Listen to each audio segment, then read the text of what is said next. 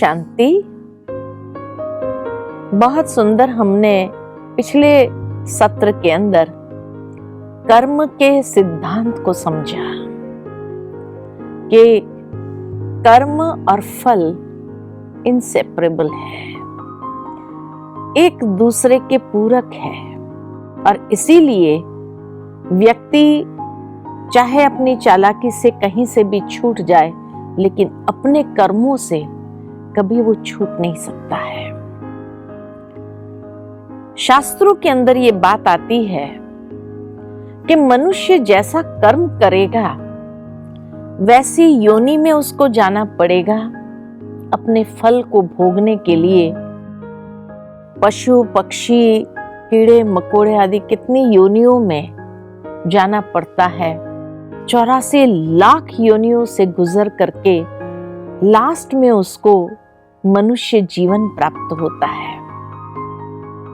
अब इस बात को अच्छी तरह से हम समझे कि मान लो कि एक व्यक्ति ने बुरा कर्म किया और उसके फल स्वरूप उसको अनेक योनियों से गुजरना पड़ा कर्म का फल भोगने के लिए, और 84 लाख योनियों से गुजरते हुए लास्ट में उसको मनुष्य जन्म मिलता है।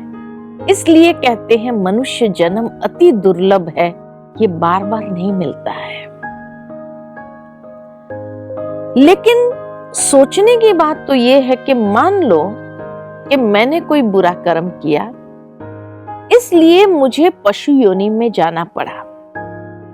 अब पशु योनि में अगर मैं गई तो अपना कर्म का फल भोगने के लिए, कहते हैं मान लो कि व्यक्ति ने कोई हिंसक कर्म किया तो उसको हिंसक योनि मिलेगी।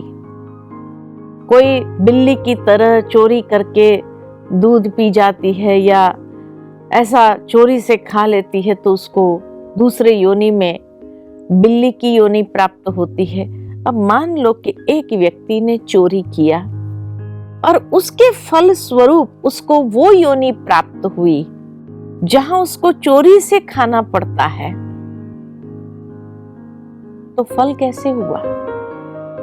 क्योंकि फल उसको कहा जाता है कि जहां व्यक्ति को डीप रियलाइजेशन कि ये कर्म गलत था, ये कर्म मुझे नहीं करना चाहिए, तब तो उसके संस्कारों में परिवर्तन आएगा। लेकिन अगर चोरी की और उसको वही योनि मिली या हिंसक कर्म किया इसलिए हिंसक योनि में जाना पड़ा उसको, तो वहां उसके संस्कार परिवर्तन होंगे या हिंसा के संस्कार और दृढ़ बनेंगे? सोचने की बात। नेचुरल है, हिंसा के संस्कार उसके और दृढ़ बनेंगे। तो फल कहां मिला? जहां रियलाइजेशन ही नहीं है, जहां हिंसा से ही उसके जीवन का गुजारा है, तो वहां कर्म का फल कहां मिला? अगर मान लो कि ये कहे कि भाई उसको ऐसी पक्षी की योनि मिलेगी कि जिसमें उसको उसका भय सताता रहेगा, हिंसक प्राणी का भय सताता रहेगा। अब सोचने की बात है कि मान लो कि कबूतर योनि में गया। अब कबूतर योनि में गया तो वहां तो उसको इतना भयभीत है। अब जिसके संस्कार हिंसा के हैं, भय नहीं है तभी तो हिंसा करता है, तो ये जन्म में भय वाले संस्कार कहां से आए? विपरीत है।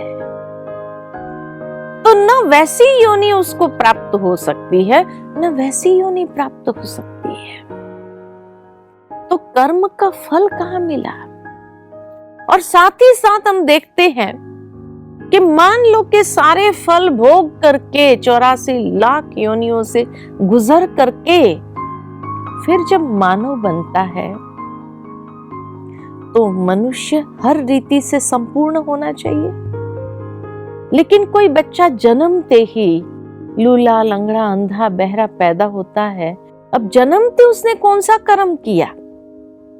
जन्मते तो ऐसा कोई कर्म नहीं हुआ। अगर पूर्व जन्म का कहे तो पूर्व जन्म का तो भोग के आया, अब कौन सा कर्म रह गया? अरे आज की दुनिया में तो यहां तक सुनने को मिलता है कि एक बच्चा गर्भ में है और गर्भ में उसके ऊपर ऑपरेशन किया जा रहा है।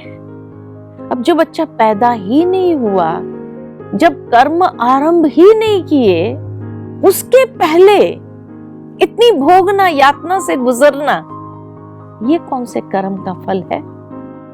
पूर्व जन्म के कर्म का फल कहे तो वो तो भोग करके आया ना, 84 लाख योनियों से गुजर करके। तो अब कौन सा कर्म रह गया? और जब गुजर करके सारे कर्मों को चुकतू करके फिर मानव योनि प्राप्त हुई, तो मनुष्य हर रीति से संपन्न होना चाहिए। हर बच्चा गोल्डन स्पून इन माउथ होना चाहिए। लेकिन आज हम देखते हैं कि एक बच्चा गोल्डन स्पून इन माउथ होता है तो दूसरे बच्चे को दूध भी नसीब नहीं होता है जन्म दे। ये दोनों बच्चों के अंदर इतना अंतर क्यों है? तो यही कहेंगे कर्म की गति अति गुह्य है। तो इसका मतलब 84 लाख योनियां जरूर है संसार के अंदर, लेकिन मनुष्य आत्मा को हर योनि से गुजरना नहीं पड़ता है। आज हम आपको ये खुशखबरी देते हैं कि मनुष्य योनि में रह करके ही अपने कर्मों का फल भोगता है। और इसीलिए मनुष्य योनि में रह करके ही जब फल भोगना है, तो हम देखते हैं कि ये डिफरेंसेस, कि एक बच्चा गोल्डन स्पून इन माउथ है तो दूसरे बच्चे को दूध भी नसीब नहीं। दूसरी बात कि हम ये क्यों समझे कि पशु योनि या पक्षी योनि भोगना की योनि है? आज पक्षियों को देखो, मस्त गगन में उड़ते हैं, कौन सी भोगना है उसको? ऊंचे गगन में, आकाश में उड़ रहे हैं, मौज कर रहे हैं। और मनुष्य को देखो तो भोगना की योनि पशु पक्षी की योनि है या मनुष्य योनि है? मनुष्य योनि में कितने प्रकार की भोगनाएं हैं? पशु योनि में तो खाली शारीरिक भोगना होगी। आज पशु पक्षियों को कोई टेंशन तो नहीं है। मनुष्य को जितना टेंशन होता है उस हिसाब से इतना टेंशन में जीता है मनुष्य। इतना ही नहीं, शारीरिक भोगना, मानसिक भोगना और इमोशनल अत्याचार जब उसके ऊपर होता है। आज पशु पक्षी के ऊपर इमोशनल अत्याचार तो नहीं होता है। तो भोगना की योनि कौन सी है? मनुष्य योनि में तो शारीरिक, मानसिक, इमोशनल और अनेक प्रकार के भोगनाओं से गुजरता है। तब तो मनुष्य कभी कभी इतना तंग हो जाता है जो जीवन का अंत करने का सोच लेता है, सुसाइड कर लेता है। कभी सुना हमने कि कोई पशु या पक्षी ने सुसाइड किया? नहीं, वो तो खुश है अपनी योनि के अंदर। तो भोगना की योनि कौन सी है? पशु पक्षी की है या मनुष्य की है? मनुष्य योनि पशु पक्षी से भी कई गुना अधिक भोगना की योनि है। इसलिए आज के बाद हम ये मत समझे कि ये भोगना की योनि है। ये भोगना की योनि नहीं है, मनुष्य योनि भोगना की योनि है। तीसरी बात, तब कई बार कई लोग सोचते हैं कि क्या पशु पक्षी को कभी मनुष्य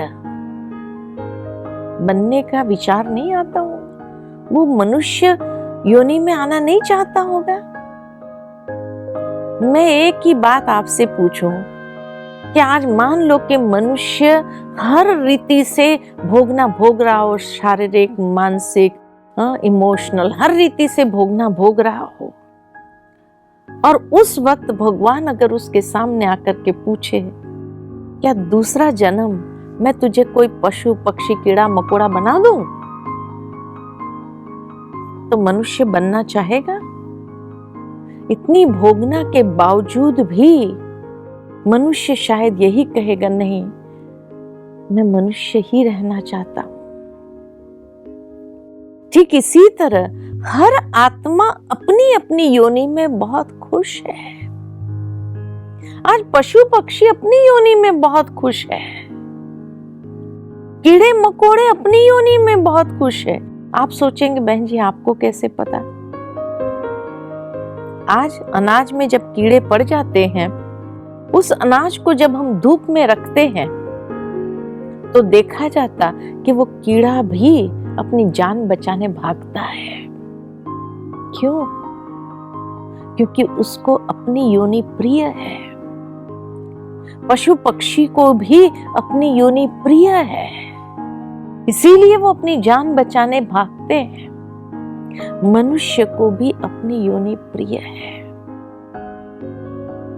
एक बहुत सुंदर कार्टून मैंने देखा था कि एक बार 3 बंदर आपस में बात कर रहे थे। तो पहला बंदर कहता है दूसरे बंदर से कि सुना है कि मनुष्य कहता है कि वो हमारी वंशज है। तो दूसरे बंदर ने कहा, क्या कहा? मनुष्य का प्रमोशन हो गया क्या? तो तीसरा बंदर कहता है, मैं तो उसको कभी अपने वंशज के रूप में स्वीकार न करूं। ये तो एक दूसरे के खून के प्यासे हैं। ये संस्कार हमारे नहीं है। इतना बड़ा कटाक्ष था मनुष्य की मनोवृत्ति के ऊपर कि आज मनुष्य इतना गिर चुका है कि पशु पक्षी भी हमें उस नजर से देखने लगे। जब पहला बंदर ने कहा कि सुना है मनुष्य हमें हमारी वंशज कहता है अपने आप को, तो दूसरे ने कहा, क्या प्रमोशन हो गई? प्रमोशन माना क्या वो इतना अच्छा हो गया, सुधर गया? तीसरा बंदर जब कहता है कि मैं तो उसको कभी अपने वंशज के रूप में स्वीकार न करूं, ये तो एक दूसरे के खून के प्यासे हैं। आज मनुष्य मनुष्य का खून करने के लिए भी जरा भी हिचकता नहीं है। अरे परिवार का एक सदस्य दूसरे सदस्य को मारने के लिए हिचकता नहीं है। बंदर आपस में लड़ते हैं लेकिन एक दूसरे के खून के प्यासे नहीं है। मुझे याद आता है कि एक बार हम जा रहे थे माउंट आबू, रास्ते में बहुत बंदर आते हैं। तो बंदर आपस में उछल कूद कर रहे थे कि अचानक सामने से एक ट्रक आई, तो बंदर कूद रहे थे। तो एक बंदर का जजमेंट थोड़ा फेल हो गया और वो उसी समय वहां पर कूदा और ट्रक की टक्कर लगी और उछल करके जोर से गिरा। लगा कि मर गया। जैसे ही ट्रक गुजर गई, आप मानेंगे नहीं, सारे बंदर उछल उछल करके वहां पहुंच गए जहां वो गिरा और उसको साइड में कर दिया ताकि दूसरा कोई व्हीकल उसके ऊपर से न गुजर जाए। और सब उसके इंतजार में बैठे, उसको होश कब आए। हम देख रहे थे सारा दृश्य। और जैसे ही उस बंदर को होश आया, सब इतने खुश होकर के उछलने लगे।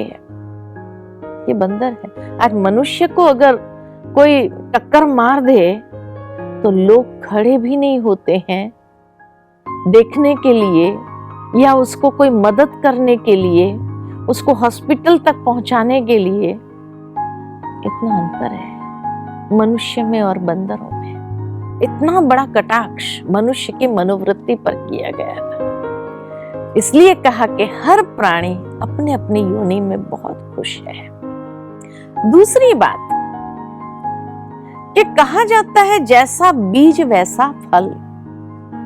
अगर एक आम का बीज डालो, नेचुरल है, उसमें से आम ही मिलेगा।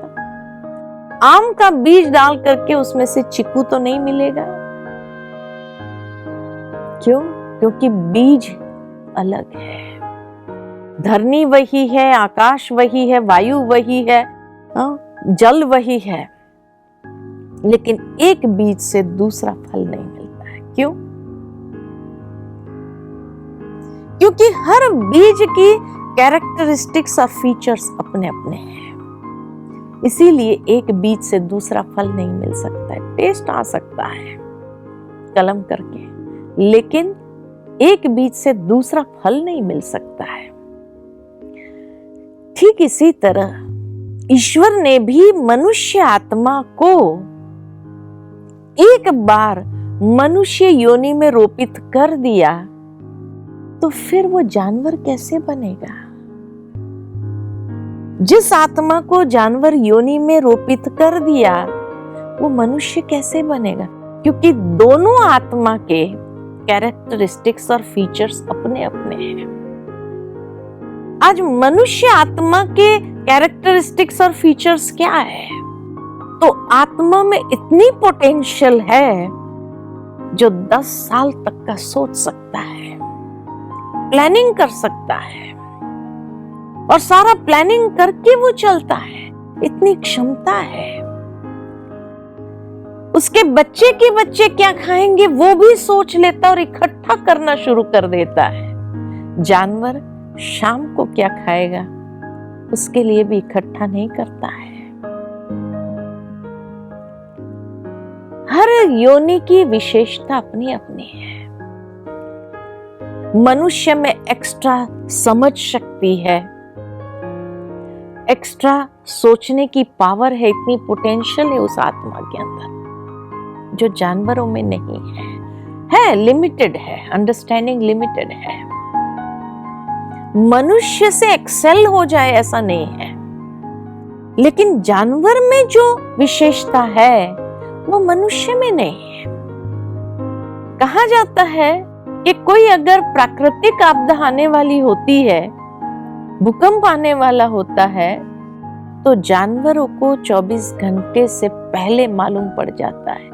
मनुष्य के पास इतने साधन होने के बावजूद भी उसको मालूम नहीं पड़ता है, और जानवरों को पहले से मालूम पड़ जाता है। कहा जाता है कि जब सुनामी आने वाली थी तो उस वक्त कहा जाता है इंडोनेशिया में हाथी को 4 दिन पहले से मालूम पड़ गया था। हाथियों ने इतना आवाज करना शुरू किया और जहां उन्हें बांधे हुए थे या जहां उन्हें रखा था वहां से अपने मालिक को लेकर के आगे की ओर चलने लग पड़े और पहाड़ी की तरफ जाने लगे। क्योंकि वो स्लो पेस से चलता है तो 4 दिन में वो पहाड़ी पर पहुंच गए। हाथी बच गए। 4 दिन पहले उसको मालूम पड़ गया सुनामी आने वाली है। मनुष्य के पास इतने संसाधन होने के बावजूद भी उसको 24 घंटे पहले भी मालूम नहीं पड़ा। पक्षियों को भी मालूम पड़ जाता है, वो भी आवाज करने लग जाते हैं, उड़ना चालू कर देते हैं।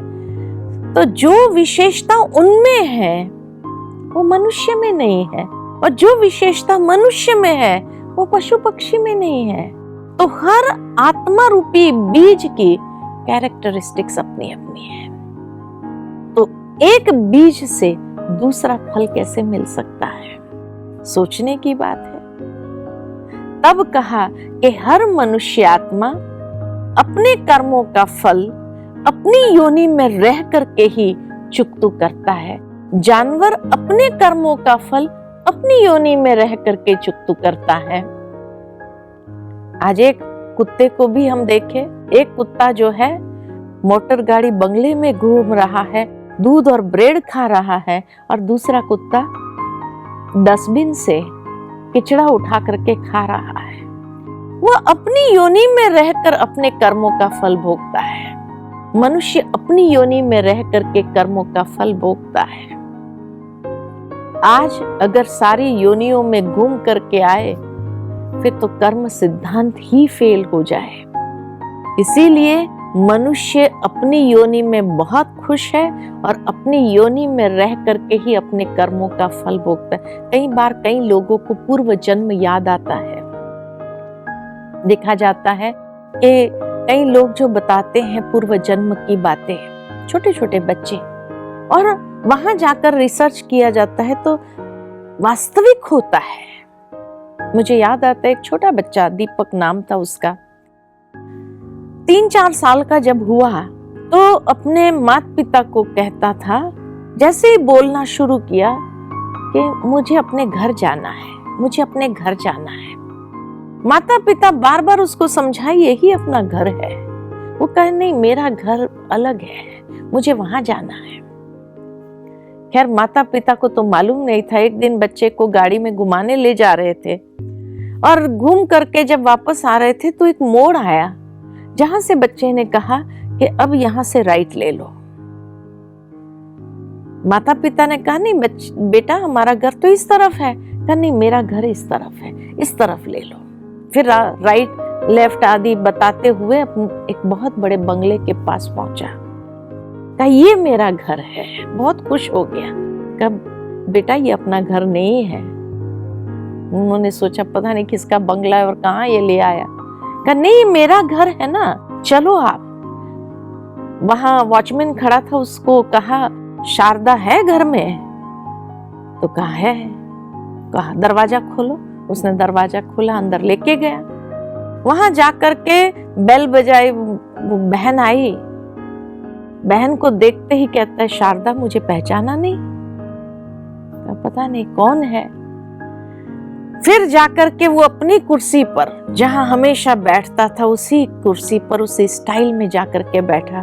तब वो बहन को महसूस हुआ, रे ये तो कहीं वो आत्मा तो नहीं है। तो फिर उसने कहा कि घर में एक नौकर था जिसका नाम हरि था। तो उसने कहा कि हरि है घर में? तो कहा नहीं, वो तो मर गया। सेठ जी जाने के बाद वो भी मर गया तुरंत, 1 महीने के अंदर ही। तो कहा कोई बात नहीं, दूसरा कोई नौकर है घर में? तो कहा है। कहा बच्चे कहाँ गए? छोटा सा बच्चा 3 साल का पूछता है बच्चे कहाँ? कहा वो तो बिजनेस पर गए हुए हैं। तो बहन तो समझ गई कि ये वही आत्मा है, माना उसका पति जो पिछले जन्म, वही आत्मा है। फिर उसने कहा नौकर को बुलाओ, पीछे जाना है। घर के पीछे के साइड में गए और वहां एक बड़ा पेड़ था। उस नौकर को कहा यहाँ खुदाई करो। खुदाई किया और नीचे से एक पिटारा निकाला। बड़े आश्चर्य हो गया कि पिटारा और सारी बैंक की किताबें, पता नहीं क्या इंपॉर्टेंट डॉक्यूमेंट्स उसके अंदर थे। उसने उस बहन को दिया कि ये बच्चों को दे देना, और उसके बाद चला गया, भूल गया सब कुछ। माना उसके बाद तो उस समय कहा उसने, उस बच्चे ने कहा कि ये पेटी मैंने हरी नौकर के साथ मिल करके उसको ये पेड़ के पास अंदर गाड़ दिया था। क्यों? तो कहा मुझे पहले दिन ही मालूम पड़ गया था कि हमारे घर में रेड पड़ने वाली है, और इसलिए जब रेड पड़ने वाली है तो सारे डॉक्यूमेंट्स जितने भी हाथ में आए सूटकेस में भर करके उस पिटारे के अंदर डाल करके उसको वहां झाड़ के नीचे खड्डा खुदवा करके दफना, जो मैं और हरी 2 ही जानते थे और कोई नहीं जानता था। और इसलिए वो आत्मा जब गई, वो संस्कार लेकर के गई, माना वो अंतिम इच्छा यही थी उसकी मरने से पूर्व कि अब सब दबा का दबा रह जाएगा, किसी को कुछ नहीं। तो ये जन्म में जाकर के भी वो पिछली स्मृति जो उसको सता रही थी अंदर में कि बच्चों को दे करके फिर आऊं मैं, और जैसे ही उसने हैंड ओवर कर दिया उसके बाद विस्मृत हो गया। फिर अपने माता पिता को कहते हैं चलो अपने घर। बस वो लास्ट संकल्प उसका पूरा हो गया। ठीक इसी तरह कई बार पशु भी अपना पूर्व जन्म बताते हैं कि वो पशु ही थे पिछले जन्म में। कैसे? तो मुझे याद आता है कि एक बार एक न्यूज़पेपर में ये बात आई थी कि एक कपल अपने कुत्ते के साथ घूमने गए थे। जैसे ही आ रहे थे तो अचानक वो कुत्ता एकदम परेशान होकर के खूब भौंकने लगा। इन लोगों ने जैसे गाड़ी खड़ी किया तो उसने खिड़की से, वो कांच से खुला था, कूद करके सामने एक फार्म हाउस था उसमें दौड़ करके चला गया। ये लोग उसके पीछे पीछे गया कि पता नहीं उसको क्या स्मेल आई, क्या हुआ, क्यों गया वो। वहां जाने के बाद एक बूढ़ी माताजी थी जो घूम रही थी, तो उसको जैसे प्यार करने लगा। वो बूढ़ी माताजी को भी पता नहीं किसका कुत्ता है, क्यों इतना प्यार कर रहा है। जैसे ही वो वहां पहुंचा तो बूढ़ी माताजी ने कहा पता नहीं ये आपका कुत्ता है? कहा हाँ हमारा कुत्ता है, यहाँ दौड़ करके ले आया। वो बूढ़ी माताजी देखती रह गई। फिर अचानक वो कुत्ता पीछे की ओर गया, मचान पर कुछ ढूंढने लगा। तब ये बूढ़ी माताजी हंसने लगी। कहा, ये कितने साल का कुत्ता है? कहा, 3 साल का। कहा, 3 साल पहले मेरे पास एक कुतिया थी और ये जो ढूंढ रही है ना, उसने अपने बच्चे वहां रखे थे, बच्चों को ढूंढ रही है वो। कहा, फिर क्या हुआ? तो कहा, वो मचान पर रखा था, बर्फ के दिन थे, इतना बर्फ गिरी और उसके बच्चे सारे बर्फ में ढक गए थे। वो बर्फ निकाल रही थी बच्चों के ऊपर से, और जो है अचानक उसका पैर फिसला, नीचे गिरी। नीचे एक वो कुल्हाड़ी थी, उसके ऊपर गिर करके मर गई। ये अभी जो ढूंढ रही है ना, वो लास्ट उसकी एक्शन।